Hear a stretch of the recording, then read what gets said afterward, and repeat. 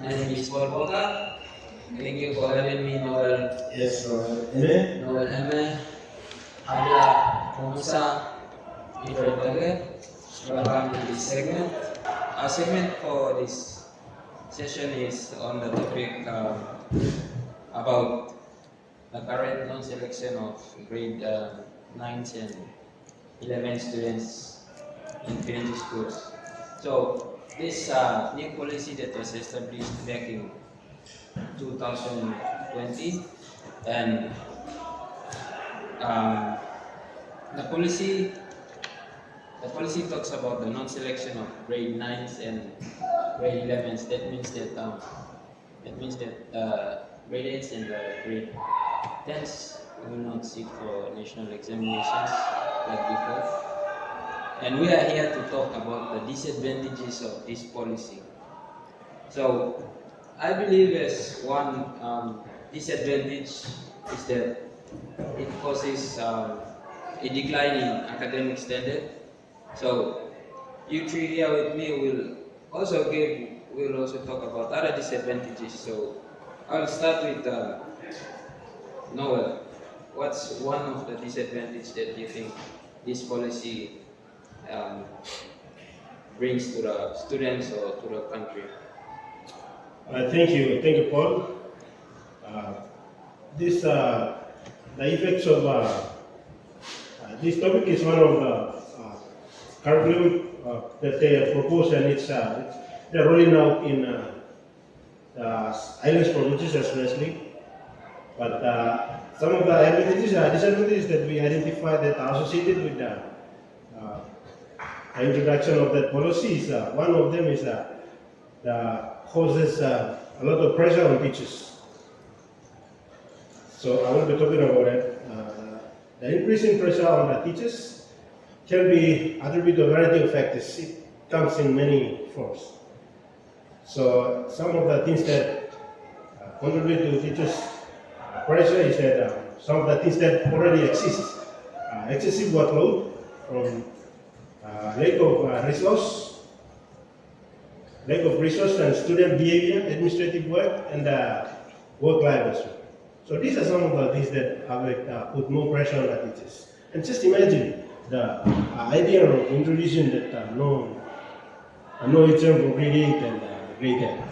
When we introduce that one, it's going to give a lot of workload to the teachers, especially grade 11 and 12. So it will put a lot of pressure on that, and then just imagine that those existing pressure that is already there. And when you are looking at the PNC context, the ratio of the teacher at the moment when the policy is not introduced, it's up to maybe one teacher to 50 or something like that. Yes. So just look at that. And when all the students are going into the non-selection process, and when they go up to grade 11 and 12, just imagine how many students a teacher is going to have. It's because they're passing all the students to go to the next level without any Examination, yes. examination. So how they are going to reduce the number of students? Because how many students? Just imagine, grade 9 class, they have A after K. A after K in different schools. Yeah. So just imagine there how many 11 classes, and each class is 40 to 50 students in a class. I mean, I came from a school where classes A to E, but the ratio of student to teachers was still like 1 to 30, 40. And just imagine what you said, A to K. A to K is, I don't think that will be like, that will cause a lot of That's stress too on the much. teacher. That will cause a lot of stress on the teachers, especially the ratio of student to teacher. Yes. So just imagine that. So also looking at the students' performance, it will have a lot of impact on it, because the teachers are under pressure. Teachers are under pressure. So the pressure that I have already mentioned about it. And normally in developed countries, the ratio that one teacher has to take care of 10 to 15. Just imagine the 10 to 15 students to a teacher in developing country.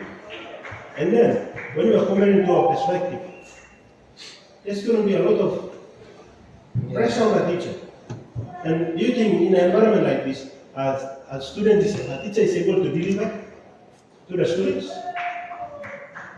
So Yes. increase pressure on teachers. So it will have a lot of pressure on teachers, and teachers will not be able to, Heavy workloads on yes, teachers. lots of workload, and teachers we are having a lot of problems with teachers. So that's one of the problems that I discovered in no example grade 10 and grade 8. Pressure on teachers. We're talking about the pressure on teachers, but apart from that, the pressure I'd say on facilities, right? Yeah, So facilities. yeah, facilities and school. So Too many yeah. students, overcrowded.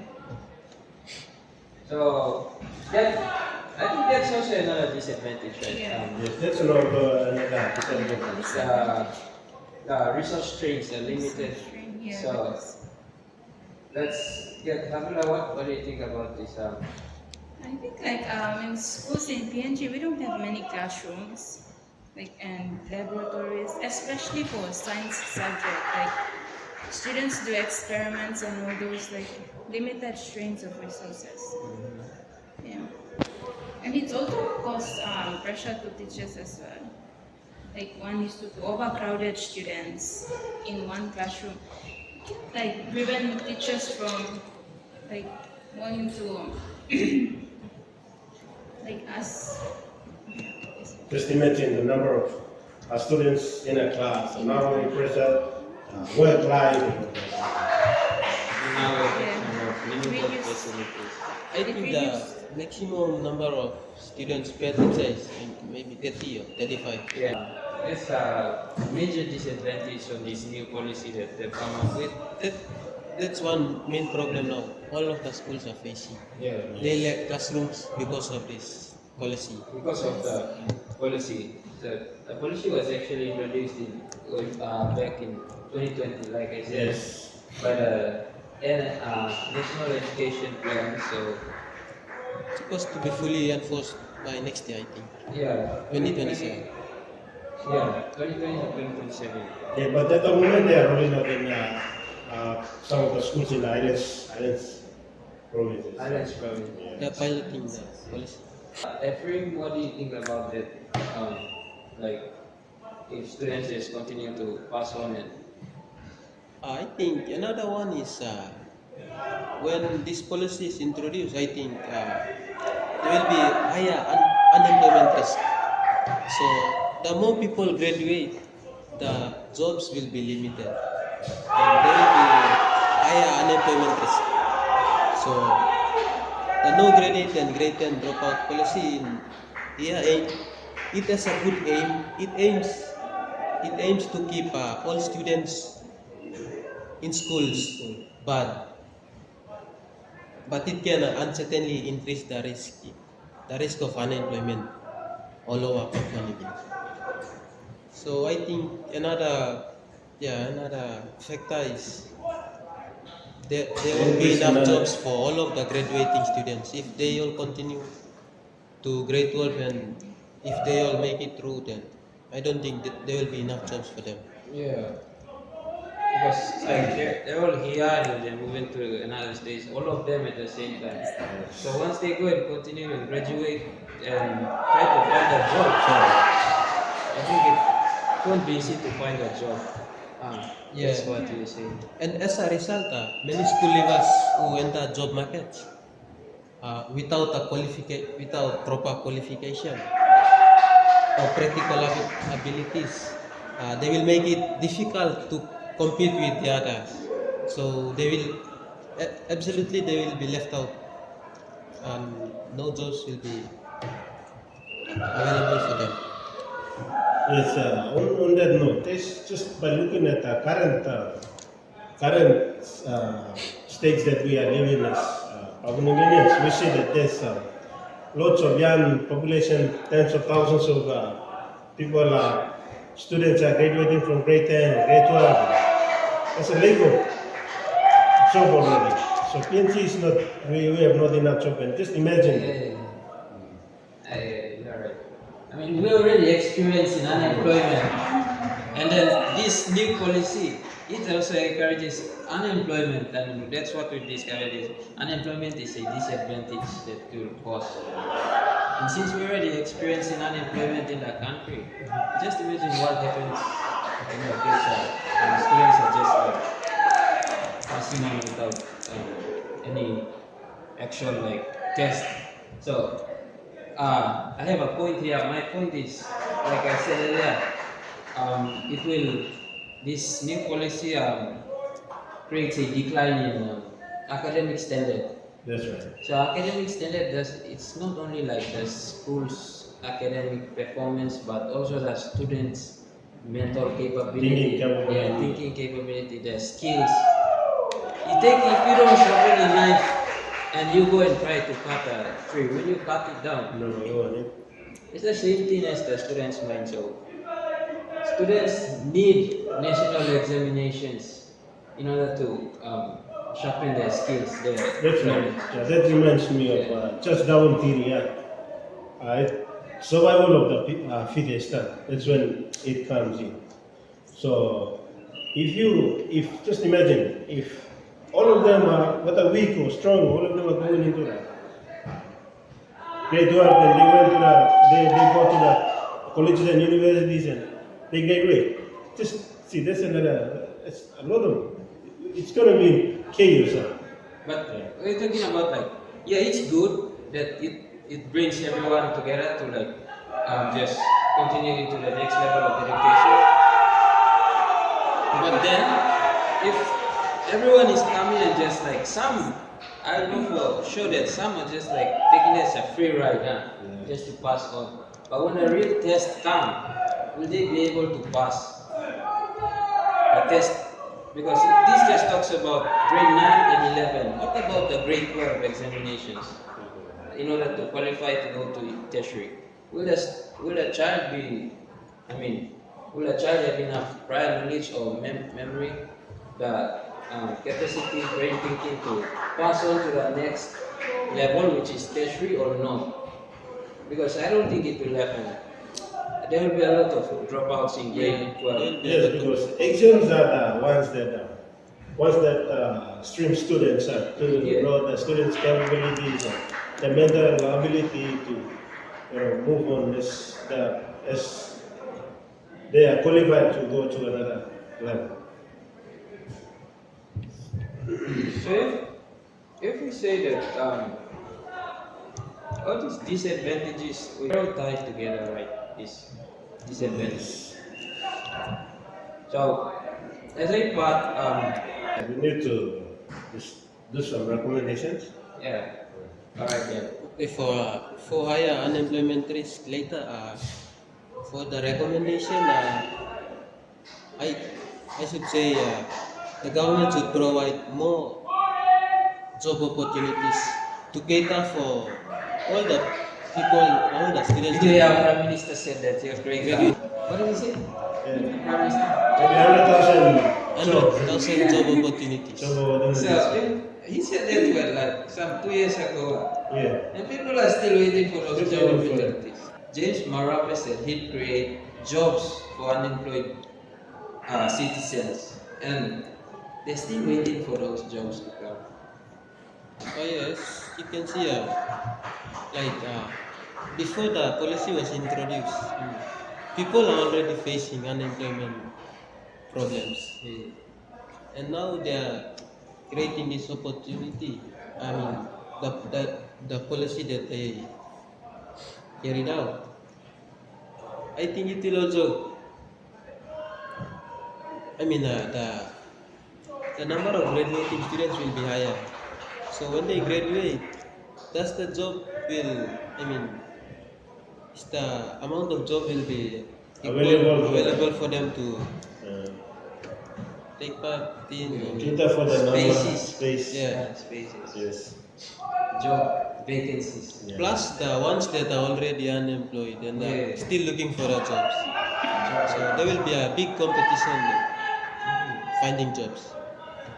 So that's the risk of unemployment. So this could be one disadvantage there. of the policy itself. It's a big disadvantage for the country. Like you mentioned earlier, Increased pressure on teachers, it affects the students' learning. It has an effect on the students' learning. So that's when you see teacher is not able to concentrate on particular, and they have to meet the standard of the Department of Education to complete the achieve their objectives. So you see, when there is a problem, a teacher with the student, with the number of students like 50 students, 60 students, how could he achieve this objective? You see? So therefore, I would recommend by looking at this, it's good, but we have to take some preventive measures like having enough teachers, training enough teachers to cater for the number of students. Yeah, I would recommend it. yeah, I believe the UOG currently taking in graduates who have graduated in other fields but who are willing to take up teaching. They are offering a 6-month course or something like that for Yeah, yeah. 6 months. So For like we have mentioned, the overall grade 9 and grade 11 selection, the removal of grade 9 and grade 11 selection, like it has increased the numbers to higher grades, but the school facilities like have not expanded. So to address these challenges, the government should invest in more buildings or classrooms. Science laboratory. To facilitate like more students or overcrowding students in the classroom. And also like the school supplies textbook, give more textbooks to the students. I think one point will go with the student is they will need more teachers in order to carry out this policy. Yeah, that means teacher inclusive personality. yeah. There is no teacher. And then it will allow the students performance also. So that's in line with the facility and resources. Just discuss the disadvantages to you guys. What's the evaluation of this new policy? Should it be implemented or Like before it should be implemented, the government should like create more classrooms, should know how to cater those problems. They should assess yeah, they should assess first the and disadvantages and advantages, then later bring and it then in. we introduce that. Is that the I don't think it's So I think the government should put an hold to that policy Yeah. first and start fixing every little things like resources, building the classrooms first to cater for the policy itself. But the need to do is what the government should do is to assess advantages and disadvantages, just like what we have discussed. Come up with those fix these problems, and then to introduce the current system. So the good thing here is that this plan, the National Education Plan, from whence this policy came, it's always a 10-year plan. So it's 2020 to 2029. So I guess maybe after they review it and see that it doesn't work, then in 2030 to 2039, maybe they will Adjust. adjust. Yeah. Okay, so thank you guys. Thank you for joining us. And Thank you very much. thank you.